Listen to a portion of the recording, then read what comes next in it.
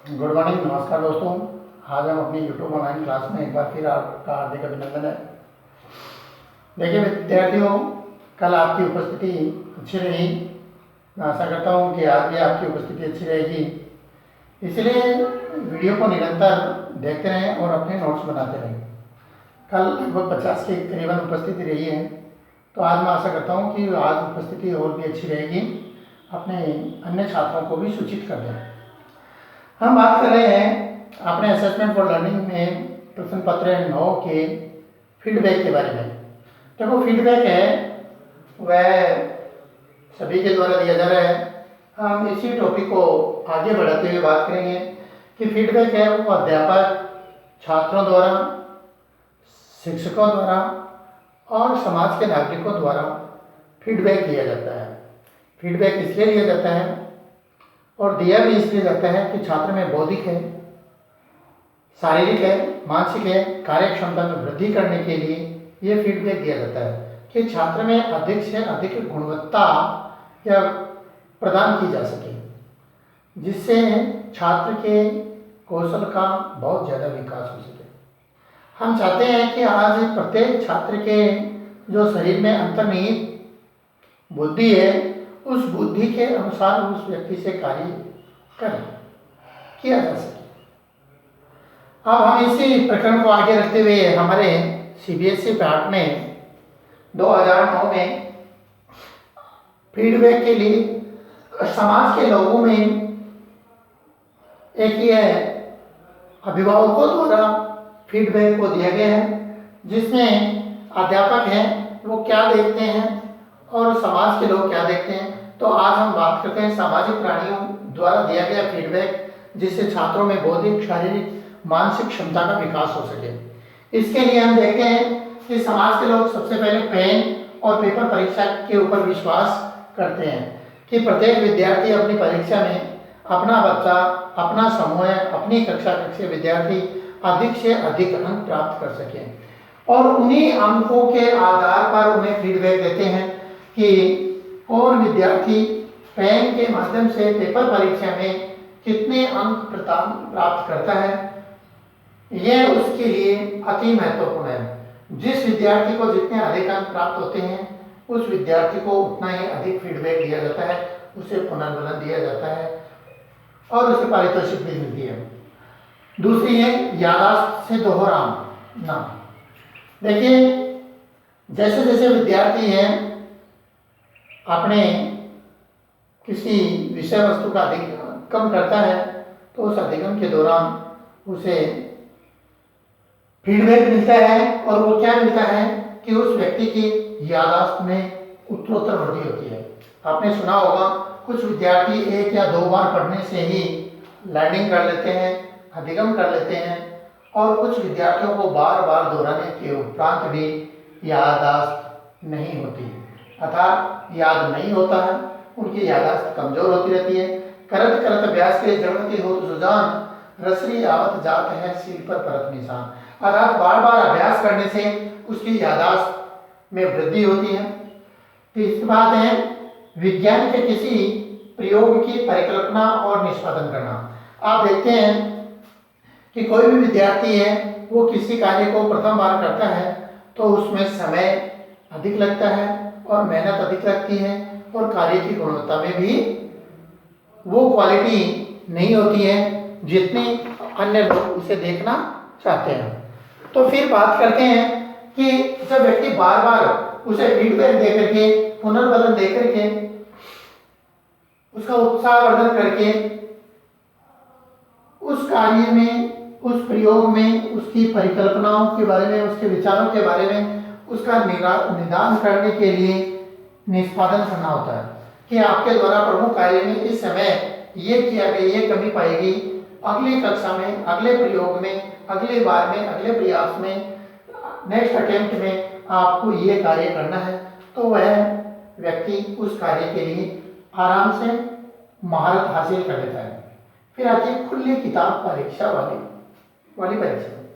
आपने देखा होगा कि वर्तमान युग कंप्यूटर का युग है। प्राचीन काल में टैंकर का प्रयोग किया जा रहा था, स्टेनो जिसको कहते हैं आप। उसमें आपको दिया जाता है कि प्रत्येक पुस्तक के द्वारा 1 मिनट में एक कितने शब्द कंप्यूटर के माध्यम से या टाइप के माध्यम से आपको अंकित करने होते हैं। यानी नकल करने के लिए भी उसे आप देखते हैं कि विद्यार्थी हैं, अध्यापक वो देखते रहते हैं और टाइप करते रहते हैं। तो वो किनके द्वारा है? खुली पुस्तक परीक्षा के द्वारा उनकी टंकण परीक्षा का ही हम एग्जाम्पल दे सकते हैं, नकल के लिए नहीं। फिर है शिक्षक द्वारा छात्रों का प्रक्षेपण। जब एक अध्यापक है वो छात्रों को फीडबैक दे करके अर्थात उनकी गलतियां समय पर बता करके उसमें वो सुधार कर देता है जो बिना किसी गलती बताए हुए व्यक्ति में जितना सुधार पाया जाता है उतना नहीं। अतः आज हम देखते हैं कि जैसे अपने माइक्रो टीचिंग में किया कि जैसे ही छात्राध्यापक पढ़ा रहे हैं उसकी वीडियो रिकॉर्डिंग कर दी जाती है और वीडियो रिकॉर्डिंग करने के बाद में उसे रिप्ले दिखाया जाता है, तो विद्यार्थी द्वारा अपनी गलतियों को पुनः एक निश्चित विश्वास के साथ दोबारा उसे प्रस्तुत करता है, तो उसमें वो गलतियां दोबारा करने की कोशिश नहीं करता है। इसलिए शिक्षक द्वारा उसे प्रक्षेपण दिया जाता है, उसको बताया जाता है कि आपके अंदर ये कमियां रही, इन कमियों को आप वीडियो के माध्यम से देख करके दूर कर सकते हैं। फिर आती है व्यंजन विधि के अनुसार भोजन पकाना। आपने देखा होगा आपके पास सब कुछ है, सब कुछ होने के बाद भी जिस प्रकार के विषय वस्तु में नाना प्रकार के प्रयोग में हम देखते हैं शब्दों के काटने में, कई बार जैसे हिंदी में समस्या समाधान विधि आती है तो किसी शब्द का हम पर्यायवाची लेते हैं, किसी शब्द का हम पर्यायवाची लेते हैं, किसी शब्द को हम विलोम शब्द के माध्यम से, तो किसी को हम प्रयोग विधि के माध्यम से स्पष्ट करते हैं। तो ये क्या है? व्यंजन विधि के अनुसार भोजन पकाना। अर्थात जिस समय जैसी विधि हमें उपयुक्त लग रही है, छात्रों को उचित आ रही है, उसे उसी माध्यम से कक्षा में फीडबैक दे करके और उसको तत्काल किया जा सकता है। जैसे देखते हैं बिना आग पर पकाया हुआ भोजन, बिना आग पर पकाया हुआ भोजन तैयार करना होता है तो एक बार आश्चर्य होता है। समस्या समाधान विधि के रूप में भी हम देखते हैं कि पानी पे आग लगाना, तो ये सारा मसाले कपूर द्वारा किया जा सकता है। बिना आग पर पकाया हुआ भोजन हम किसी प्रकार आपने देखा कि कोकोनट से भी तैयार कर सकते हैं। निबंध क्या होता है? जब विद्यार्थियों को परीक्षा के लिए बहुत सारे लघुत्रात्मक है, अति लघुत्रात्मक है और निबंधात्मक प्रश्न होते हैं, उन निबंध के द्वारा उस व्यक्ति की मनोदशा और कल्पना के आधार पर उसका विकास किया जा सकता है और उस निबंध के आधार पर उसे फीडबैक दिया जा सकता है। आपकी सोच विचार भावनाओं और मनोदशा का चित्रण इसी निबंध के माध्यम से किया जा सकता है। प्रश्नों के मौखिक उत्तर देखेंगे। जब कई बार होता है कि अध्यापक में आपने देखा होगा वाइवा होता था, इंटरव्यू होता है, आजकल तो first grade second grade third grade में इंटरव्यू हटा दिए गए हैं। कुछ समय पहले 96-7 के अंतर्गत इंटरव्यू हुआ करते थे और इंटरव्यू में यानी साक्षात्कार के अंदर प्रश्नों के मौखिक उत्तरों को सुना जाता था, जिसमें देखा जाता था कि विद्यार्थी के अंदर या प्रस्तुत एम्प्लॉय के अंदर कितना कॉन्फिडेंस लेवल है, वो उसको फीडबैक दे करके और ही तैयार किया जा सकता था। फिर आता है उसका प्रदर्शन। जब विषय वस्तु को स्पष्ट श्यामपट पर दिया जाता है तो उसका प्रदर्शन सामने अंकित होता है कि वह किस प्रकार के प्रदर्शन से कार्य कर रहा है, अर्थात उसका प्रदर्शन में कितनी अच्छाई है, कितनी बुराई है, उनको फीडबैक के माध्यम से प्रस्तुत किया जा सकता है। छात्रों द्वारा तैयार गीत को गाना। कई बार हम दे देते हैं और कहते भी हैं कि आपके द्वारा किसी रचना का निर्माण कीजिए और उसी रचना को आप गेयात्मक अर्थात पद्य के रूप में प्रस्तुत कीजिए। जैसे अपन ने प्रार्थना सभा में ये करते हैं कि आप श्लोक वाचन कीजिए, सहस्वर वाचन कीजिए, तो सहस्वर वाचन एक संगीत छात्रों द्वारा उसकी गति यति आरोह अवरोह को देखने के लिए, उसमें सुधार के लिए हमें ये तैयार किया जाता है छात्रों द्वारा।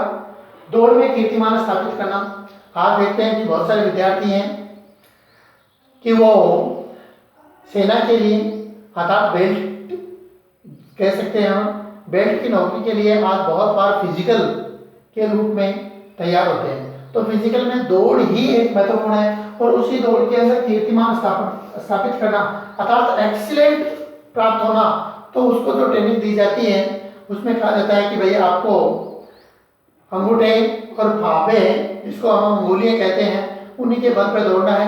यदि जिसका पाँव या एडी जो टिकती है वह व्यक्ति कीर्तिमान स्थापित नहीं कर सकता, क्योंकि उसका बैलेंस, तो हम फीडबैक दे करके उस दौड़ में भी कीर्तिमान स्थापित करते हैं, जैसे हुसैन बोल्ट ने कर रखा है। फिर है नाटक की रचना करना और अभिनय करना। आज देखते हैं कि मनोदशा दीवार स्वप्न के माध्यम से हम रोज नाटक देखते हैं। उन्हीं नाटकों को हम साकार करने के लिए, रचना देने के लिए एक प्रस्तुत कल्पना के आधार पर रचना करना। आप देखते हैं कि कुछ समय बाद जैसे आप पीजी करेंगे, पीजी करने के बाद में एमफिल करेंगे, पीएचडी करेंगे, तो पीएचडी करने के बाद में आपको एक विषय वस्तु के लिए तैयार करना होता है, शोध करना होता है। तो समाज की बुराइयों को दूर करने के लिए, अर्थात समाज में फैली व्याप्त बुराइयों को दूर करने के लिए हमें एक नाटक का मंचन करना होता है। पहले उसकी रचना करें और उसके बाद में उसका नाटक का मंचन करें, और उस मंचन के माध्यम से हम ये जनता को संदेश दें। जैसे आज वर्तमान युग में कोरोना है, तो ये कोरोना के लिए हम नाटक का मंचन नहीं कर सकते, क्योंकि सोशल डिस्टेंसिंग की पालना नहीं होती। इसीलिए दूरदर्शन के माध्यम से ये सुझाव दिया जाता है कि कोरोना की रोकथाम के लिए हमें कोई नाटक का मंचन करना चाहिए, ताकि समाज में जो घर बैठे लोग उस नाटक को देख करके और अपने अंदर को सुधार ला सकते हैं। तो समाज के लिए एक विद्यार्थी की बौद्धिक क्षमता, शारीरिक, मानसिक, इन क्षमताओं का विकास करने के लिए प्रस्तुत प्रकार से फीडबैक दिया जाता है। तो मैं आशा करता हूँ कि आप इन बिंदुओं को ध्यान में रखते हुए अपने प्रश्न पत्र में, परीक्षा में यदि प्रश्न पत्र प्रस्तुत होता है तो इन्हीं बिंदुओं के आधार, 10-12 बिंदुओं के आधार पर आप अपना उत्तर प्रस्तुत करें, तो आपको अच्छे प्राप्त होंगे। जय हिंद, धन्यवाद, जय भारत।